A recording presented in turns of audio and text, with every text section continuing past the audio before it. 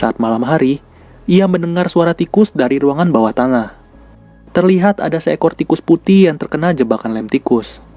Willard yang ingin membunuh tikus itu, malahan ia seperti merasa kasihan. Nggak jadi membunuh, ia malah bantu tikus putih itu untuk lepas dari lem tikus yang ia pasang. Willard seperti merasa senang dengan tikus putih itu. Dan tikus putih itu diberi nama Socrates. Lalu, ia mengembalikan tikus putih itu ke keluarganya lagi. Terlihat juga Willard memberi makan para tikus itu secara cuma-cuma. Saat ia ingin kembali ke kamar, ternyata si Socrates kembali keluar dari sarangnya. Seketika itu juga, Willard merasa terharu dan ia mengajak Socrates untuk tidur bersamanya. Esok harinya, Willard kembali masuk ke kantornya dan terlambat lagi. Pak Martin yang hilang kesabaran mengunci Willard yang ingin keluar dari lift.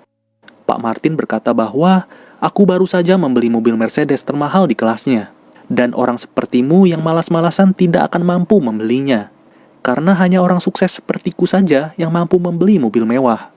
Dari tatapannya, Willard merasa kesal dengan perilaku Pak Martin. Kemudian, Willard pun ditinggal pergi begitu saja dengan keadaan terkunci di lift. Untungnya ada Catherine si pegawai baru yang membantu Willard keluar dari lift.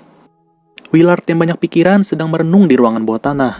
Ia menyuruh Socrates untuk merobek koran yang ia pegang. Tapi, tikus lainnya malah ikutan. Jujur aja ya, Willard ini seperti punya interaksi khusus dengan tikus di rumahnya. Lalu, ia melihat seekor tikus dengan ukuran paling besar dari yang lainnya. Ia memanggil tikus itu dengan nama Ben. Scene berikutnya, Willard melatih para tikus di rumahnya. Entah gimana, tikus-tikusnya terlihat makin banyak. Willard juga memberi makan tikus-tikus itu layaknya hewan peliharaan. Segala latihan diterapkan Willard kepada tikus-tikusnya. Tikus-tikus itu dilatih cara berlari cepat, merobek dan juga menggigit. Ia juga melatih tikus-tikusnya untuk masuk dan keluar sesuai perintahnya. Saat masuk ke kantor, Willard kembali telat kesekian kalinya. Ia pun harus dimarahi lagi oleh Pak Martin. Alhasil, gaji Willard selama seminggu pun harus dipotong karena ketidakdisiplinannya. Willard yang emosi langsung mencari kartu alamat si Pak Martin. Pada malam hari, ia menyuruh tikus-tikusnya untuk masuk ke tas besar yang ia bawa. Tidak tanggung-tanggung, Willard membawa 2 tas sekaligus. Saat Ben ingin masuk, Willard malah melarangnya.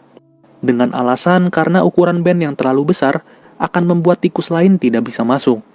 Saat Willard sedang mengikat tas yang satunya, ia tidak sadar Ben masuk begitu saja. Ia pun pergi bersama tikus-tikusnya menuju ke rumah Pak Martin. Ketika sampai, Willard menyuruh tikus-tikus itu untuk masuk ke garasi Pak Martin. Secara cepat juga tikus-tikus itu melakukan perintah yang Willard arahkan. Saat membuka tas satunya, Willard terkejut ternyata isi tas itu hanyalah seekor Ben. Ia berkata bahwa badan Ben tidak akan muat masuk ke garasi itu. Namun ternyata tenaga si Ben jauh lebih kuat dibandingkan yang lainnya. Pada akhirnya, tujuan Willard pun tercapai. Keempat ban mobil mewah Pak Martin telah rusak total. Saat tiba di kantor, terlihat mobil Pak Martin belum terparkir. Seluruh pegawai di kantor pun tertawa setelah mengetahui kejadian yang menimpa mobil mewah Pak Martin. Dengan polosnya, Willard bertanya apa yang terjadi. Ia pun terlihat sangat puas dengan apa yang dilakukan para tikusnya semalam. Saat terbangun, Willard terkejut karena si Ben ada di kasurnya. Ia pun mengejar Ben dan mencoba memukulnya. Namun tanpa disadari, ternyata ibunya Willard tidak berada di kamar tidur. Ia pun bergegas untuk memeriksa ruangan dapur. Willard pun terkejut saat melihat dapurnya sudah dipenuhi tikus-tikus yang begitu banyak. Saat itu juga, ia pun bingung, kenapa pintu ruang bawah tanah terbuka begitu saja. Ternyata, ibunya si Willard sudah tewas dikerumuni oleh para tikus. Willard yang syok pun menyuruh para tikusnya untuk masuk ke ruang bawah tanah. Polisi pun datang ke rumah Willard dan membawa jasad ibunya. Willard terlihat sangat sedih dan kecewa dengan kejadian yang menimpa dirinya. Willard curhat ke Socrates dan berkata bahwa Socrates adalah satu-satunya teman yang ia punya. Saat prosesi pemakaman, terlihat tidak ada satupun orang yang datang ke pemakaman ibunya. Namun untungnya masih ada satu orang yang peduli dengan Willard, yaitu Catherine. Catherine pun berkata bahwa ia ingin memastikan Willard baik-baik saja. Saat sampai di rumah, terlihat banyak sekali tikus-tikus yang berkeliaran di seluruh ruangan. Tiba-tiba, ada suara ketokan pintu dari luar, yang ternyata itu adalah si Catherine. Catherine ingin memberi Willard sesuatu. Ia melihat Willard kesepian dan tidak memiliki teman di rumah. Maka dari itu, Catherine memberi Willard seekor kucing oranye. Mau gak mau Willard harus nerima itu kucing. Bukannya tikus takut kucing, ini malah kucing takut tikus. Ya wajar aja sih, tikusnya aja keroyokan kayak gitu. Si kucing pun coba kabur sebisa mungkin. Namun tetap aja, kucing itu malah dikejar sama tikus-tikus. Alhasil, tuh kucing harus tewas dimakan sama tikus-tikus. Singkat cerita, Willard yang udah stres berat pun mencoba untuk mengakhiri hidupnya. Willard merasa dia udah gak punya apa-apa lagi sekarang. Ayahnya udah meninggal dan ibunya juga udah meninggal karena tikus. Namun usaha Willard untuk bunuh diri dihentikan oleh Socrates. Socrates sih kelihatannya udah sayang banget sama si Willard. Pagi hari pun tiba. Willard yang ingin berangkat ke kantor berencana untuk membawa si Socrates. Tapi, si Ben malah ingin ikut juga. Pada akhirnya Willard membiarkan Ben untuk ikut. Dengan alasan, Willard mendengar Socrates berkata tidak apa-apa. Saat sampai di kantor, Willard menaruh Socrates dan Ben di dalam gudang kantor. Willard yang kembali ke meja kantornya pun bingung, karena di atas mejanya ada sebuah surat. Saking bingungnya, ia menyuruh Catherine untuk membacakan isi surat itu. Ternyata itu adalah surat pemecatan Willard. Seketika itu juga Willard tidak terima dan langsung masuk ke ruangan Pak Martin. Di sisi lain, sebentar lagi perayaan Natal. Manajer kantor itu menyuruh si Catherine untuk mengambil dekorasi Natal di gudang kantor. Namun, Catherine berkata bahwa ia tidak betah bekerja di kantor itu lagi. Catherine pun melempar kunci gudang kepada si manajer dan ia bergegas pergi dari kantor itu.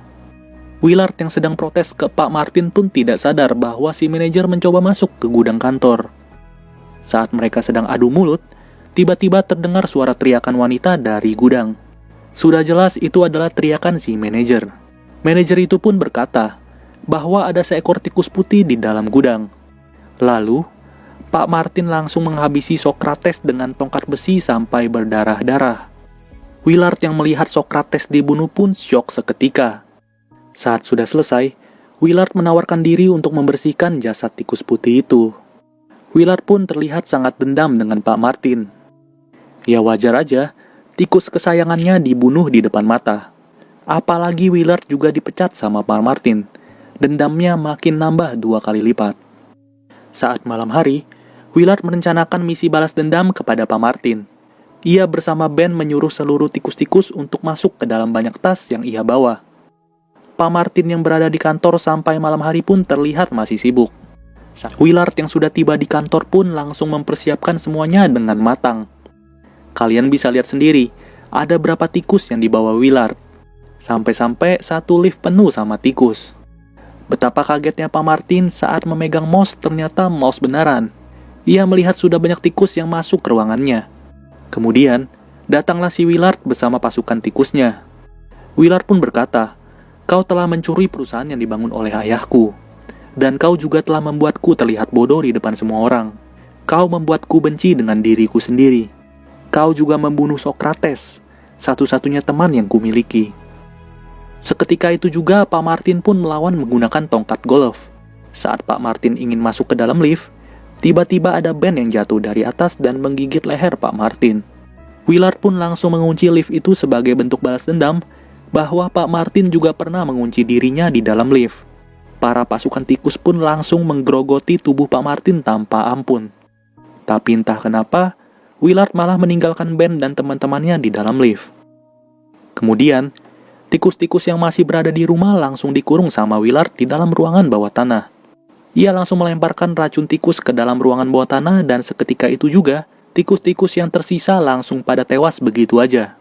Bangkai-bangkai tikus yang tewas langsung dibakar sama si Willard. Willard juga menutup segala celah di rumahnya agar tidak didatangi tikus-tikus lagi. Esok harinya, dari luar terdengar suara Catherine yang memanggil nama Willard. Catherine memberi kabar kepada Willard bahwa Pak Martin ditemukan tewas di kantor. Catherine juga berkata, penyebab kematian Pak Martin karena diserang oleh hewan tidak jelas. Willard pun tidak ingin berkata banyak. Ia langsung mengajak Catherine untuk makan siang. Namun, Willard berkata bahwa ia akan mempersiapkan mantelnya terlebih dahulu. Catherine yang menunggu pun kebeler pipis. Tanpa sepengetahuan Willard, Catherine masuk gitu aja ke kamar mandi. Willard yang lagi mempersiapkan mantel pun terkejut setelah melihat lubang yang ditambalnya sudah bolong. Catherine yang selesai pipis pun tidak sadar bahwa di jambannya ada banyak tikus. Willard pun langsung buru-buru ngajak Catherine keluar rumah. Saat mereka ingin pergi, ternyata ban mobil Catherine sudah dikempesin sama tikus. Willard pun panik dan kembali lagi masuk ke rumah. Willard ingin membunuh Ben dan kawan-kawannya sebelum ketahuan. Tiba-tiba, gerombolan tikus mencoba menyerang si Willard. Willard yang terpojok pun mencoba merayu si Ben, dan ia berkata bahwa ada makanan yang disiapkan untuk Ben dan teman-temannya. Namun ternyata, isi dari kantong makanan itu adalah jebakan tikus. Willard langsung menangkap Ben dengan kantong itu. Alhasil, Ben pun harus terjepit di jebakan tikus. Seketika itu juga, seluruh tikus langsung menyerang si Willard. Hebatnya, si Ben malah lolos dari jebakan tikus dengan jari kaki yang sudah terpotong. Willard pun ketakutan dan mencoba kabur dari jendela. Ia meminta tolong kepada Catherine, namun si Catherine seperti sudah menyadari perbuatan Willard. Tanpa pikir panjang, Catherine yang udah terlalu baik sama Willard langsung meninggalkannya begitu aja. Willard yang mencoba kabur melalui loteng malah bertemu lagi dengan si Ben. Mukanya Willard digigit gitu aja sama si Ben. Pada akhirnya, Willard terjatuh ke dalam kerumunan tikus dan film pun berakhir.